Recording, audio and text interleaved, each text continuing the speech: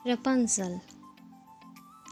یہ کہانی یہاں سے شروع ہوتی ہے۔ ایک لڑکی باغیچے سے پھول اٹھا رہی تھی، اپنی ٹوکری میں ڈال رہی تھی۔ اچانک اس کی نظر ایک جھاڑیوں میں پڑی اور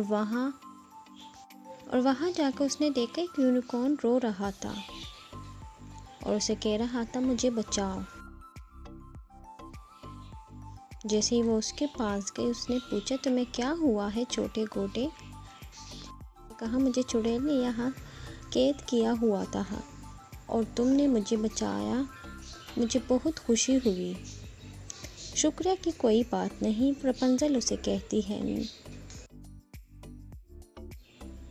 نہیں کوئی بات نہیں، میں نے تمہاری مدد کی، اب میں اپنے گھر واپس چلی جاتی ہوں۔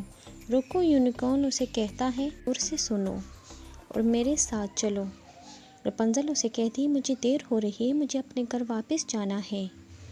نہیں، تم میری بات سنو، میں تمہیں کہیں لے کے جانا چاہتا ہوں، تم چلو میرے ساتھ، میں تمہیں ایک راز کی بات بتانا چاہتا ہوں۔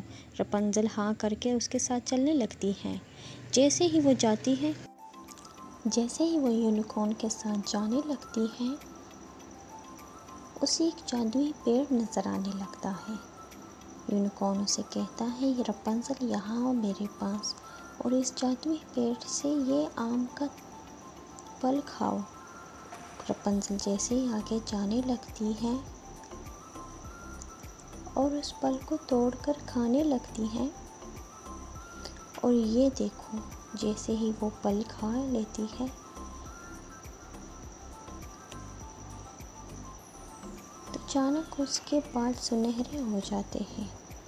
وہ حیرانی سے دیکھتے ہوئے یونیکارن کو کہتی ہے کہ یہ کیا ہو گیا میرے ساتھ؟ یونیکارن اسے کہتا ہے کوئی بات نہیں رپنزل، سب بہتری کے لیے ہوتا ہے، چلو اب ہم یہاں سے چلے واپس۔ رپنزل کہتی ہے یہ کیا ہوا میرے ساتھ؟ میرے بال اتنے لمبے ہو گئے اور وہ بھی سونے کے بنے ہوئے۔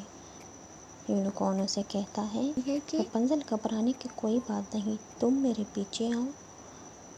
رپنزل اسے کہتی ہے تم بہت اچھے گھوڑے ہو، مگر یہ تم نے میرے ساتھ کیا کیا؟ یونیکارن اسے کہتا ہے رپنزل گھبرانے کی کوئی بات نہیں، اب تم اپنے گھر واپس چلی جاؤ۔ جاتے جاتے دونوں آپس میں بات چیت کر رہے تھے۔ یونیکارن اسے کہہ رہا تھا کہ رپنزل اب تم اپنے گھر جاؤ۔ رپنزل جیسے ہی اپنے گھر جانے لگتی ہے، یونیکارن کو کہتی ہے چلو ٹھیک ہے، اب ہم دوبارہ ملیں گے، تمہارا بہت شکریہ۔ یونیکارن بھی اسے کہتے ہیں تمہارا بہت شکریہ، اب شام ہو گئی ہے، اب تم چلی۔ ٹھیک ہے چھوٹے گھوڑے، یونیکارن اسے کہتا ہے میں چھوٹا گھوڑا نہیں، میں یونیکارن ہوں۔ جیسے ہی وہ جاتی ہے اپنے گھر، چڑیل اس کے پیچھے آ جاتی ہے ایک روپ بدل کے۔ جیسے ہی وہ جاتی ہے، چڑیل دروازہ کھول کے اسے دیکھنے لگتی ہے۔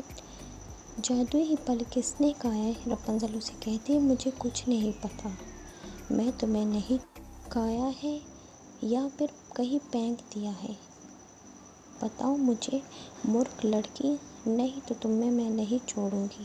چڑیل اسے پھینک دیتی ہے زمین پر اور اس کے پاس آ جاتی ہے جادو سے۔ جیسے ہی وہ اس پر جادو کرنے لگتی ہے، رپنزل چڑیل سے بھاگنے لگتی ہے اور اسے کہتی ہے مجھے جانے دو۔ چڑیل اس پر جادو کرتی ہے اور اسے پھینک دیتی ہے اور اسے اپنے پاس کھینچ کے بلاتی ہے اور اسے کہتی ہے یہاں آؤ میرے پاس لڑکی، اب میں تمہیں بتاتی ہوں کہ میں کون ہوں، تمہاری ہمت کیسے ہوئی وہ جادوئی پھل پھینکنے کی۔ جیسے ہی وہ اپنے پاس کھینچتی ہے اسے اور پکڑتی ہے اسے، اس کے سنہرے بال نظر آ جاتے ہیں۔ وہ کہتی ہے یہ تو سونے کے بنے ہوئے ہیں، کیا یہ جادوئی پھل کیا تم نے کھایا ہے؟ اب میں کیا کروں؟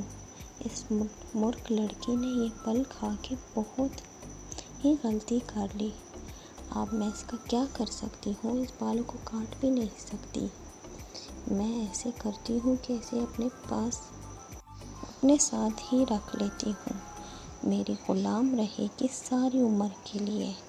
چلو رپنزل آپ میرے ساتھ، تم اسے ایک اونچی مینار میں رکھ لیتی ہے رپنزل کو، اور اس سے کہتی ہے کہ اب تم یہی رہو گی، اور خبردار اگر یہاں سے جانے کی کوشش کی، یہ کنگھی پکڑو اور اپنے بال سنوارتی رہو اور لمبے ہوتے رہیں گے، اور اس سے میرے لیے ایک سونے کا وستر بنو۔ جب میں بہت جلد امیر ہو جاؤں گی تب تمہیں یہاں سے میں جانے دوں گی۔ اسے کہتی ہے رپنزل مجھے ساری عمر یہی گزارنی ہوگی، سونے کے وستر میں نہیں بنا سکتی تو تم یہی رہو گی۔ رپنزل انتظار کرتی رہتی ہے اپنے شہزادے کا اور گانے گاتی رہتی ہے اپنے غم میں۔ ایک دن شہزادہ وہاں سے گزرتے ہوئے رپنزل کو دیکھ لیتا ہے اور اسے کہتا ہے تم یہاں پر کیا کر رہی ہو اور تمہیں یہاں پر کس نے قید کیا ہوا ہے؟ رپنزل اسے کہتی مجھے یہاں پر چڑیل نے قید کیا ہوا ہے، اور شہزادہ بالوں کے ذریعے سے اوپر چلا جاتا ہے۔ رپنزل اسے کھینچ لیتی ہے اوپر۔ اچانک وہاں پر چڑیل آ جاتی ہے اور اسے کہتی ہے کہ اب میں تمہیں نہیں چھوڑوں گی۔ رپنزل یہ دیکھ کر بہت گھبرا جاتی ہے اور اپنے گھوڑے یونیکورن کو بلاتی ہے۔ یونیکورن وہاں پر آ جاتا ہے اور چڑیل کا مقابلہ کرتا ہے۔ رپنزل یہ دیکھ کر بہت ہنسنے لگتی ہے اور بہت خوشی ہوتی ہے اور یونیکورن کا شکریہ ادا کرتی ہے۔